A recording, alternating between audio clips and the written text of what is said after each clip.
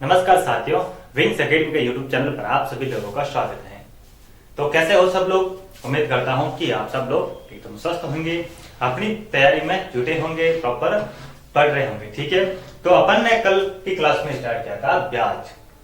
तो ब्याज को अपन दो टाइप से पढ़ रहे हैं, जो कि ब्याज की कैलकुलेशन भी दो प्रकार से ही की जाती है। कैसे? एक तो साधारण ब्याज और एक चक्रवर्ती ब्याज। कौन सा? एक साधारण ब्याज और एक चक्रवर्ती ब्याज। चक्रवर्ती ब्याज का मतलब अपने कल सीखा था कि ब्याज पर ब्याज। तो चक्रवर्ती ब्याज क्या होता है कि जिसका ब्याज बन रहा है, किसी भी अमाउंट का कुछ ब्याज बन रहा है और अगले वर्ष उस ब्याज का भी आपसे ब्याज वसूला जाए तो वो कौन सा हो जाता है? वो चक्रवर्ती ब्याज हो जाता है।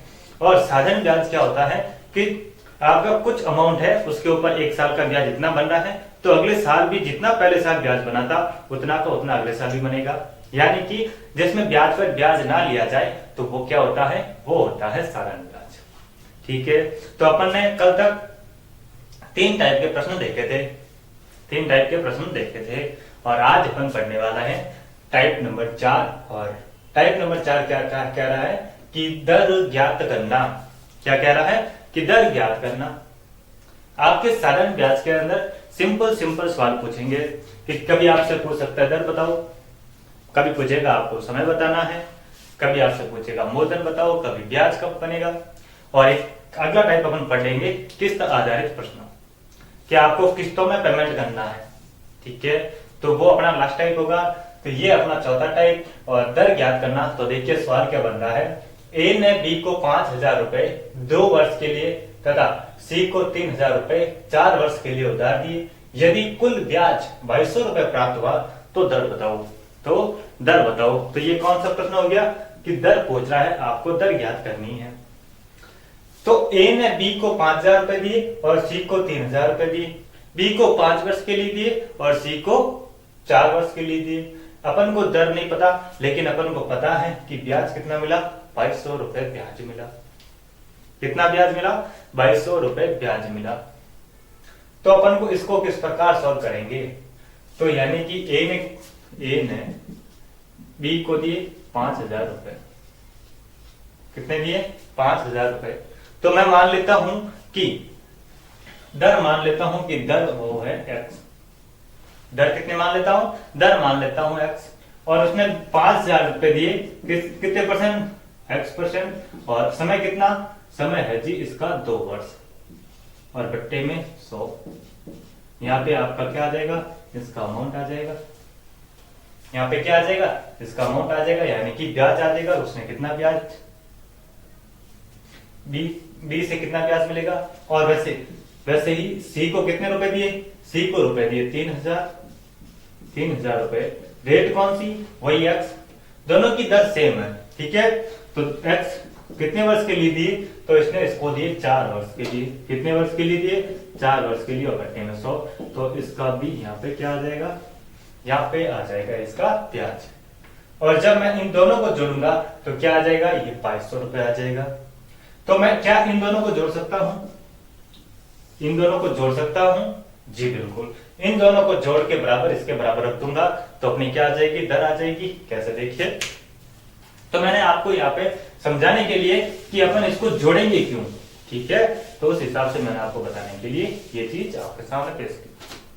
अब देखो कि मैं दर मान लेता हूं, दर बराबर एक्स 5,000 गुणा एक्स गुणा 2 बट्टा 100 प्लस 3,000 गुणा एक्स गुणा 4 बट्टा 100। और इन दोनों का ब्याज कितना है? 2,200 रुपए अपने सामने आ गया। कितना आ गया? 2,200 रुपए आ गया। और इस प्रश्न को मैं जल्दी कैसे सॉल्व कर सकता हूं? यदि मेरे पास ऑप्शन हो तो मैं ऑप्शन से हिट कर सकता हूं कि ऑप्शन जैसे कि मेरे को 10% दे रखा है तो मैं 10% इसको 2 से गुणा करके 20% निकाल दूंगा, फिर 5,000 का 20% निकालूंगा, ब्याज आ जाएगा। फिर इसका भी उसी प्रकार निकाल के अगर मेरी ब्याज की टोटलिंग 2,200 रुपए आ रही है तो मेरा वो ऑप्शन सी हो जाएगा। लेकिन अपने पास यहाँ पे ऑप्शन नहीं है तो अपन किसको मान के कर रहे हैं? एक्स को मानकर कर रहे हैं। माफ कीजिए, मैं यहाँ पे लसो को लेता हूँ 100 आया और ऊपर वही चीज कितनी? 10,000 एक्स प्लस 12,000 एक्स। बराबर में 2200। अब इनको 100 को इधर लेकर जाऊंगा तो इससे गुणा हो जाएगा और यहां से ये कट जाएगा। तो यहाँ पे कितना हो गया, यहाँ पे भी आपका हो गया 22,000 बराबर में 22,000। कितना हो जाएगा, कितना हो जाएगा 2,20,000। अब इस 3 0 से 3 0 कैंसिल कर दो, 1 2 3, फिर 22 से 22 यानी कि x की वैल्यू अपने पास कितनी आई, x की वैल्यू अपने पास है 10%। कितनी आई 10%। यदि मैं 10% की दर से दोनों को दूं, इसको 5,000 रुपए दिए 2 वर्ष के लिए और इसको मैंने 3,000 रुपए दिए 4 वर्ष के लिए, और इन दोनों से मेरे को 2200 रुपए का क्या मिल रहा है, ब्याज मिल रहा है।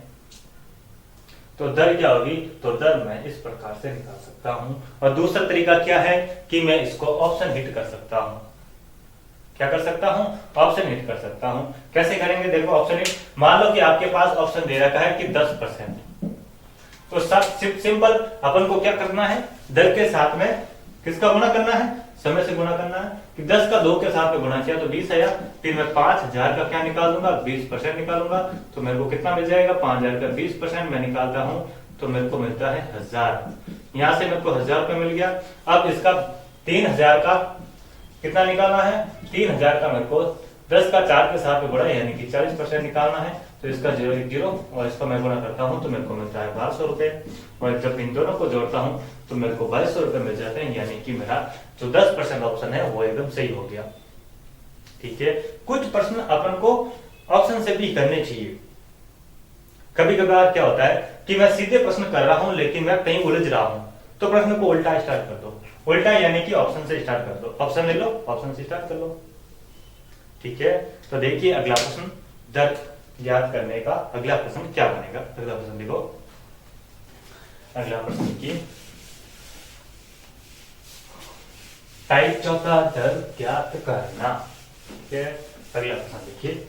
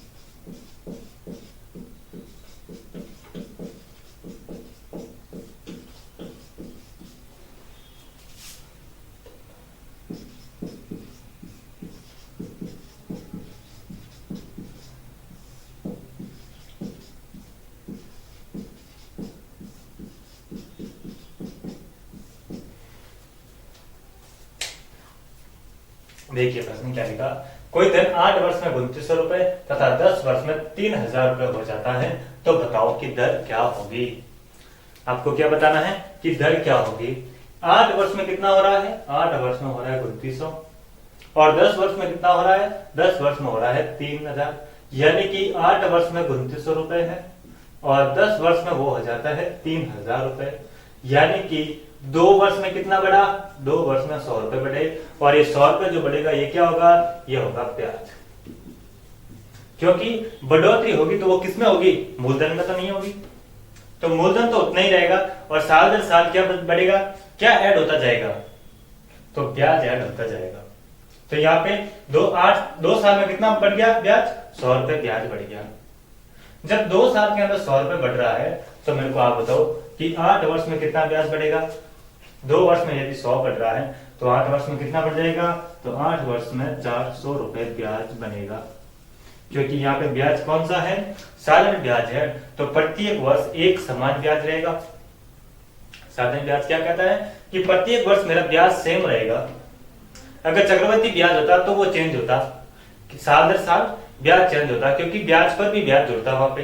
लेकिन यहाँ पे कौन सा है, साधारण ब्याज। साधारण ब्याज ये कहता है कि मेरा प्रत्येक साल एक समान ब्याज रहता है। यदि 2 वर्ष का 100 रुपए का ब्याज हो रहा है तो 8 वर्ष में भी 400 रुपए का ब्याज होगा। और यदि यहाँ पे आपको मिश्रधन दे रखा है ये क्या है कि 8 वर्षों में 2900 रुपए हो जाता है। तो इसका मतलब क्या हुआ कि ये वैल्यू क्या है, ये अपनी मिश्र धन है। जब मिश्र धन आपके पास है, मिश्र धन कितना, मिश्र धन मेरे पास है 2900 रुपए, और आपके पास क्या पड़ा, क्या निकाल दिया आपने, ब्याज निकाल दिया। जब मैं मिश्र धन में से ब्याज निकालता हूं तो मेरे को क्या मिल जाएगा, मूल मिल जाएगा। मिश्र धन में से यदि ब्याज निकाल दो तो क्या मिल जाएगा, मूलधन मिल जाएगा। अब मैं 2900 रुपए में से 400 रुपए निकाल दूं तो मूलधन कितना आ जाएगा, 2500 रुपए मूलधन आपका आ गया। आपके पास मूलधन पड़ा है, आपके पास मूलधन पड़ा है, आपके पास ब्याज पड़ा है। अब आप यूं कर सकते हैं कि 1 वर्ष का मेरे को, चलिए यूं मान लीजिए कि 2 वर्ष, ये क्या है, ये आपके पास समय है, ये आपका क्या है, ये आपका ब्याज है। तो क्या अब आप दर निकाल सकते हो। आप दर कैसे निकालोगे, दर का फॉर्मूला क्या होता है कि 100 गुना ब्याज, 100 गुना ब्याज बटा मूलधन इंटू समय। दर का फॉर्मूला क्या होता है, 100 गुना ब्याज बटा मूलधन इंटू समय। दर निकाल दोगे 100। अब आपका ब्याज कितना है, ब्याज आप कोई सा भी उठा सकते हैं। अब आप चाहे 8 वर्ष का उठा लो, चाहे 2 वर्ष का उठा लो, चाहे 1 वर्ष का उठा लो। 1 वर्ष का कितना, 1 वर्ष, 2 वर्ष का यदि 100 है तो 1 वर्ष का हो जाएगा 50। यहाँ पे आप ब्याज कोई सा भी रख लो, तो लेकिन जो ब्याज रख रहे हो उतना तो वर्ष का रखना पड़ेगा। यदि मैं 2 वर्ष का, यदि मैं 100 रुपए रख रहा हूं तो मेरे को 2 वर्ष रखना पड़ेगा। यदि मैं 400 रुपए रखता हूं तो 8 वर्ष मेरे को रखने पड़ेंगे। ठीक है, तो 100 में ब्याज ये वाला ले लेता हूं, 100 ब्याज भी कितना, 100 रुपए, और मूलधन कितना निकाला अपन ने, मूलधन मैंने निकाला 2500 रुपए, और साथ में किसका बना, समय। तो 100 रुपए कितने समय का ब्याज है, 2 वर्ष का ब्याज है, तो 2 यहाँ पे रख दिया, 2 जीरो से 2 जीरो कैंसिल, 25 से ये 4 बार, 2 से ये 2% ब्याज बन रहा है आपका। क्या है, 2% दर से आप ब्याज ले रहे हैं। बात समझ में आई कि नहीं आई कि यदि आपको 8 वर्ष का ब्याज 2900 रुपए दे रखा है और 10 वर्ष का ब्याज आपको कितना दे रखा है, 3000 रुपए दे रखा है, यानी कि आपको समझ में आ गया कि 2 वर्ष बढ़ रहे हैं और 2 वर्ष में 100 रुपए ब्याज बढ़ रहा है। 2900 से 3000 हो रहा है, मतलब 100 रुपए आपके किसके बन रहे हैं, ब्याज के बन रहे हैं, और 8 से 10 हो रहा है, यानी कि 2 वर्ष का ब्याज मेरे को 100 रुपए मिल रहा है यहाँ से। फिर मैं यहाँ से अपना मूलधन निकाल सकता हूँ। जब मेरे पास मूलधन आ जाएगा, जब मेरे पास ब्याज आ जाएगा, समय आ जाएगा, तो मैं दर ज्ञात कर सकता हूँ। इतनी सी बात आपको समझ में आई कि नहीं आई, बोलो हाँ या नहीं। Very good. चलिए देखिए अगला सवाल, अगला सवाल क्या बनेगा। अगला सवाल लिखिए,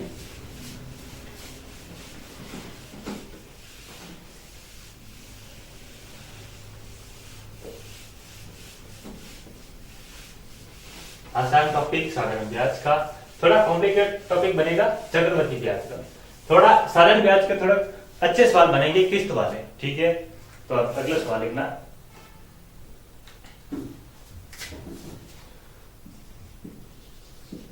कोई धन यदि 30 वर्ष में, कोई धन 30 वर्ष में तिगुना हो जाता है, 30 वर्ष में तिगुना हो जाता है, तो बताओ, तो बताओ दर क्या होगी, दर क्या होगी। क्या कह रहा है, यदि कोई धन 30 वर्ष में तिगुना हो रहा है, कितना गुना हो रहा है, तिगुना हो रहा है, तो दर कितनी होगी। तो मैं वो धन कितना मान लूं, आप बताओ कि वो धन मैं मान लेता हूं 100 रुपए। ये क्या है, ये मैं मान रहा हूं कोई धन कितना, 100 रुपए, और 30 वर्ष में कितना हो रहा है, 30 वर्ष में तिगुना हो रहा है, तो इसका तिगुना कितना हो जाएगा, 300 रुपए हो जाएगा। और ये 300 रुपए आपका क्या है, ये है मिश्र धन, और ये क्या है, ये है मूलधन।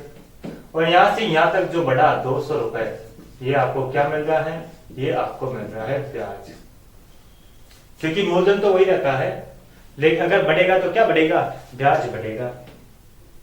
200 रुपए मिल रहे हैं आपको 30 वर्ष में 100 रुपए के मूलधन पर ब्याज के, कितने मिल रहे हैं, 200 रुपए आपको मिल रहे हैं। तो आप दर ज्ञात कर सकते हैं। जी बिल्कुल। कैसे? दर का फॉर्मूला लगाएंगे, सिंपल इसको सॉल्व कर देंगे। तो दर बराबर क्या होता है कि 100 के साथ में कौन आएगा? ब्याज, और बट्टे में मूलधन गुणा समय। तो 100 गुणा ब्याज कितना मिला? ब्याज मिला मेरे को 200 रुपए। ब्याज कितना मिला? ब्याज मिला मेरे को 200 रुपए। मूलधन कितना है? मूलधन मैंने माना 100 रुपए। 100 रुपए क्या माना मैंने? मूलधन माना। और समय कितना? समय प्रश्न के अंदर दे रखा 30 वर्ष। कितना दे रखा है? 30 वर्ष मेरे को दे रखा है। 2 जीरो से 2 जीरो कैंसिल, 1 जीरो से 1 जीरो कैंसिल। तो आपकी दर क्या आ जाएगी? तो आपकी दर आ जाएगी 6 सही 2/3%। 6 सही 2/3% आपकी क्या आ गई? दर आ गई जी। यही प्रश्न पूछ रहा है कि जब कोई धन 30 वर्ष में तिगुना हो रहा है, यानी कि मैं मूलधन 100 रुपए मान लो। चलिए आप यहाँ पे कुछ भी मूलधन मान लीजिए, आप यहाँ पे 100 की जगह 5 रुपए मान लो, लेकिन इसका तिगुना करवाना है तो कितना हो जाएगा? 15 हो जाएगा। आपको ब्याज कितना मिला? 10 ब्याज मिल रहा है। बस अब वही 100 गुना ब्याज मूलधन समय यहाँ पे रख के आप इसको सॉल्व कर दो, आपको क्या प्राप्त हो जाएगी? दर प्राप्त हो जाएगी। समझ में आया कि नहीं आया? अगर आपको प्रश्न समझ में आ गया है तो वीडियो को लाइक कर दो, ठीक है। तो देखिए अगला टाइप पढ़ते हैं अपन, किस्त वाले प्रश्न। कौन सा टाइप पढ़ेंगे? टाइप 5। कौन सा पढ़ेंगे इसके अंदर? किस्त वाले प्रश्न। वैसे किस्त वाले प्रश्नों को सॉल्व करने का अनेक तरीके हैं, खूब तरीके हैं, लेकिन जो सबसे आसान तरीका है वो अपन समझते हैं, क्योंकि अपन को तरीके नहीं सीखने, अपन को बस वो तरीका सीखना है जिससे मेरा प्रश्न जल्दी सॉल्व हो जाए और मेरे को आसानी से समझ में आ जाए। तो किस्त वाले प्रश्न अपन पढ़ेंगे। क्या पढ़ेंगे? किस्त वाले प्रश्न। आप लिखिए टाइप,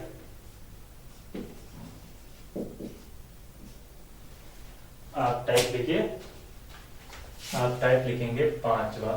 कौन सा टाइप? 5वां। देखिए टाइप 5वां मैंने लिखा किस्त वाले प्रश्न। साधारण ब्याज के अंदर आपको अगर किस्त वाले प्रश्न पूछे जाएंगे तो उनको किस प्रकार सॉल्व करेंगे, आइए देखते हैं। तो प्रश्न क्या लिखा? साधारण ब्याज की दर से, साधारण ब्याज की 5% वार्षिक दर से 4 वर्ष बाद देय 1290 रुपए के ऋण के निपटान हेतु कितनी मासिक किस्त होगी? आपको एक किस्त का मूल्य बताना है कि एक किस्त कितने रुपए की होगी। तो कुल किस्त कितनी है? 4 किस्त हैं। कुल किस्त कितनी है? 4 किस्त हैं। तो मैं मान लेता हूं कि प्रत्येक किस्त का मान, प्रत्येक किस्त का मान अपन कितना मान लेते हैं? प्रत्येक किस्त का मान अपन मान लेते हैं 100 रुपए। मैं कहता हूं कि प्रत्येक किस्त का मान कितना? 100 रुपए। तो कितनी किस्तें होगी? 4 किस्तें होगी, यानी कि 4 किस्तें मैं लिख लेता हूं। तो सबसे पहले आप मेरे को ये बताओ कि इन 4 किस्तों में से कितनी किस्तों पर ब्याज लगेगा? कितनी किस्तों पर कितना ब्याज लगेगा? ब्याज की दर क्या है? 5% है। कितनी किस्तों पर ब्याज लगेगा? तो सबसे पहले मैं आपको बता देता हूं कि अगर किस्त 4 है, अगर किस्त 4 है तो इनमें से एक किस्त पर आपको कोई किसी भी प्रकार का ब्याज देने की जरूरत नहीं, यानी कि वो किस्त कौन सी होगी? जो सबसे लास्ट वाली किस्त होती है। आप जरा यूं प्रैक्टिकली सोचिए, आप यूं प्रैक्टिकली सोचो कि जो लास्ट वाली किस्त है, क्या उसके ऊपर मेरे को ब्याज देने की जरूरत है? यहां तक आपने पेमेंट कर दिया, अब लास्ट आपके 100 रुपए बचे, लास्ट किस्त के 100 रुपए बचे, तो आप क्या इस किस्त का, जो लास्ट किस्त है उसका भी आप ब्याज दोगे क्या? जब मैं लास्ट किस्त दे दूंगा तो इसके ऊपर ब्याज किस प्रकार का बनेगा? प्रैक्टिकली इस चीज को जब आप सोचोगे तब आपको समझ में आ जाएगा। तो मेरे को ब्याज कितना देना है कि यहाँ पे अगर मैं लास्ट किस्त का कोई ब्याज नहीं दूं तो इससे पहले वाली किस्त का ब्याज कितना दूंगा? यहाँ पे आपके पास कितने महीने हैं? जैसे कि मान लो ये आपकी पहली किस्त है, ये आपकी सेकंड, और ये थर्ड, और ये आपकी लास्ट किस्त, 4th नंबर। और थर्ड किस्त के लिए आपका समय कितना? 1 महीने का शेष समय है। तो 1 महीने का शेष समय या फिर 1 वर्ष का शेष समय है, ये किसमें है? ये वर्ष में है। और तो लास्ट 1 वर्ष, तो 1 वर्ष का ब्याज कितना होगा? 1 वर्ष का ब्याज कितना होगा? अपन अभी तक क्या करते आ रहे हैं? टाइम का रेट के साथ में गुणा करते आ रहे हैं। रेट आपकी 5 वर्ष 5 है और टाइम आपका 1 वर्ष है, तो इस थर्ड किस्त की ब्याज कितना होगा। तो कितना ब्याज होगा, तो ये अपन इसी को ब्याज मानते आ रहे हैं ना, समय into rate, time into rate को क्या मानते हैं, ब्याज मान रहे हैं। और यदि आप यहाँ पे तीसरी किस्त पर हैं, यदि आप तीसरी किस्त पर हैं तो आपके लिए किस्त वर्ष कितने बचे, 1 वर्ष, और इस किस्त पर आपका कितना ब्याज लगेगा, 1 वर्ष का ब्याज लगेगा। तो इसका मतलब क्या होगा कि इसका ब्याज लगेगा 5 रुपए, यदि 5%।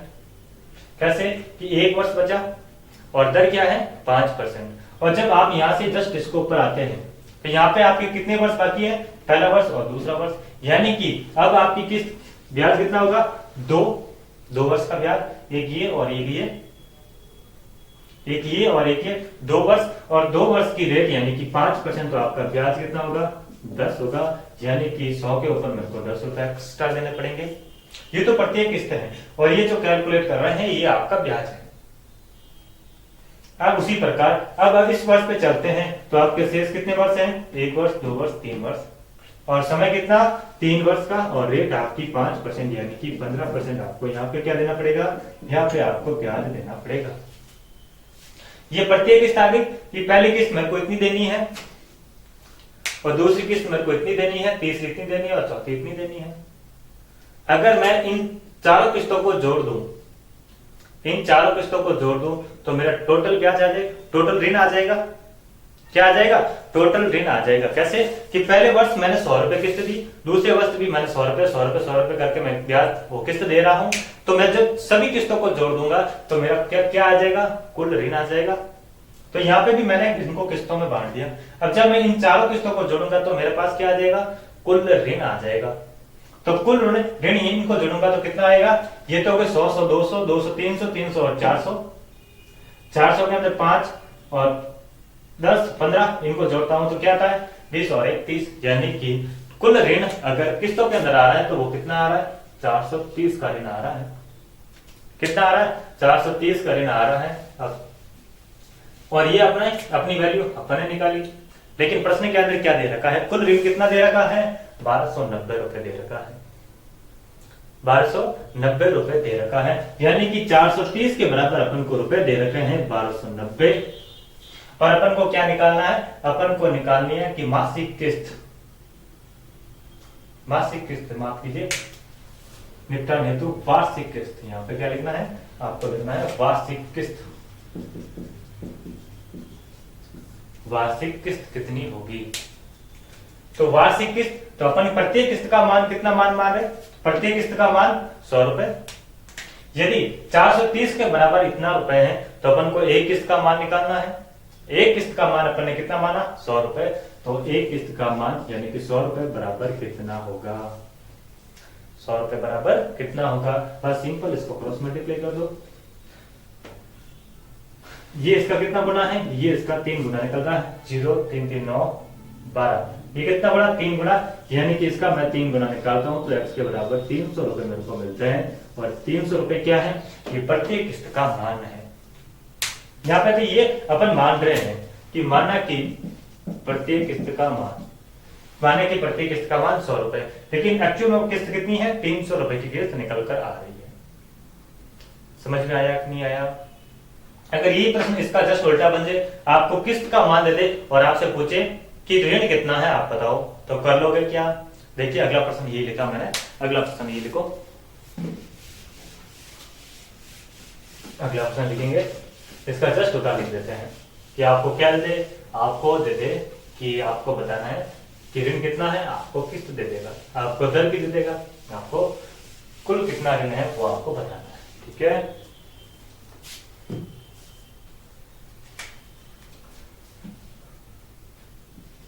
ऐसे लिखो, 5 वर्ष बाद दे ऋण का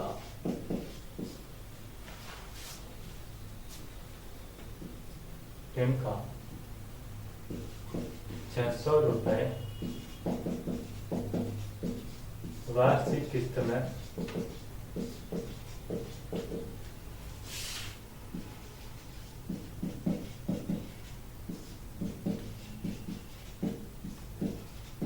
किया जाता है। बताओ वो ऋण कितना होगा। क्या बताना है कि वो ऋण कितना है। क्या कह रहा है कि 5 वर्ष बाद ऋण का 600 रुपए वार्षिक किस्त में भुगतान किया जाता है, तो आपको बताना है कि वो ऋण कितना होगा। प्रश्न समझ में आया। जो अपन इससे पहले किया था जस्ट उसका उल्टा। अपन वहां पे अपन क्या ज्ञात कर रहे थे, अपन वहां पे ज्ञात कर रहे थे किस्त। अपन को क्या दे रखा था, अपन को वहां पे ऋण दे रखा था, समय अपन को दे रखा था, और अपन को क्या दे रखा है, क्या दे रखा है, समय दे रखा है, और अपन को दे रखी है किस्त का मान दे रखा है, और अपन से पूछ रहा है कि ऋण बताना है। यहाँ पे एक चीज मिसिंग है, कौन सी, यहाँ पे अपन को दर नहीं दी। यहाँ पे 5 वर्ष बाद दे ऋण का 600 रुपए वार्षिक किस्त में भुगतान किया जाता है, तो बताओ ऋण कितना होगा यदि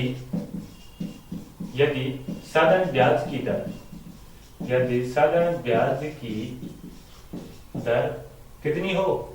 साधारण ब्याज की दर आप मान लो 10%।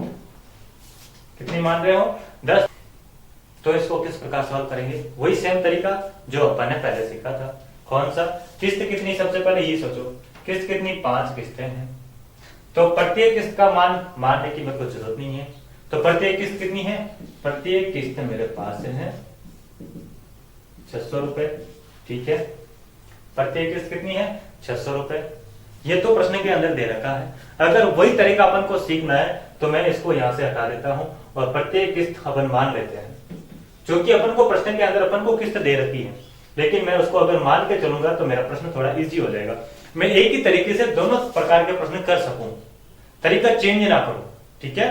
तो इस चीज को अपने दिमाग में रखना कि मेरे को क्या करना है, प्रत्येक किस्त का मान मैं मान लेता हूं 100 रुपए, क्योंकि मेरे को किस्त यहाँ पे दे रखी है, लेकिन फिर भी मैं मान रहा हूं। क्यों मान रहा हूं, वो अपन जब प्रश्न सॉल्व करें तब आपको समझ में आ जाएगा कि ऐसा अपन क्यों कर रहे हैं, ठीक है। तो प्रत्येक किस्त का मान 100 रुपए माना, प्रत्येक किस्त 100 रुपए है, ठीक है। तो अपन को कितनी किस्तें देनी है, 5 किस्त देनी, यानी कि 100 रुपए 100 रुपए 100 रुपए 100 रुपए और 100 रुपए, 5 किस्तें हो गई। तो सबसे पहले आप मेरे को बताओ कि उनके ऊपर कितनी, अगर 5 किस्तें हैं तो कितनी किस्तों के ऊपर ब्याज लगेगा, 4 किस्तों के ऊपर ब्याज लगेगा। एक किस्त के ऊपर किसी भी प्रकार का ब्याज नहीं लगेगा, यानी कि जो लास्ट की किस्त होगी उसके ऊपर किसी भी प्रकार का कोई ब्याज नहीं देना। समझ में आ गया। अब यहाँ पे 2 वर्ष का ब्याज लगेगा। दर कितनी है, दर अपन को दे रखी है 10%, तो 2 वर्ष का हो जाएगा 20, 3 वर्ष का हो जाएगा 30, चौथे वर्ष का कितना हो जाएगा, चौथे वर्ष का हो जाएगा 40, और 5 वर्ष का, यहाँ पे गलत कर दिया ना, यहाँ पे आएगा 10%, यहाँ पे 20, यहाँ पे 30, और यहाँ पे कितना आएगा, 40 आएगा। बोलो हाँ या नहीं। ध्यान रखो इन चीजों का कि मैं कहाँ गलती कर रहा हूं, फटाक से बता दो, ठीक है। तो देखो कि 100 के साथ में यहाँ पे 0, यानी कि जो लास्ट वर्ष है इसके ऊपर किसी भी प्रकार का कोई ब्याज नहीं लगेगा। यहाँ पे लास्ट वर्ष के अंदर अपन पूरा हिसाब दे देंगे, फिर उसके ऊपर किस प्रकार का ब्याज देना। तो लास्ट वर्ष के अंदर किसी भी प्रकार का कोई ब्याज नहीं देना। इससे पहले यानी कि अगर मैं 30 चौथी किस्त दे रहा हूं तो चौथी किस्त के साथ में मेरा कितना पेमेंट बाकी है, 100 रुपए बाकी है, यानी कि 1 वर्ष का बाकी है, तो मेरे को 1 वर्ष का ब्याज देना है। तो 1 वर्ष का ब्याज और रेट किया 10, तो कितना ब्याज आ जाएगा, 10 रुपए।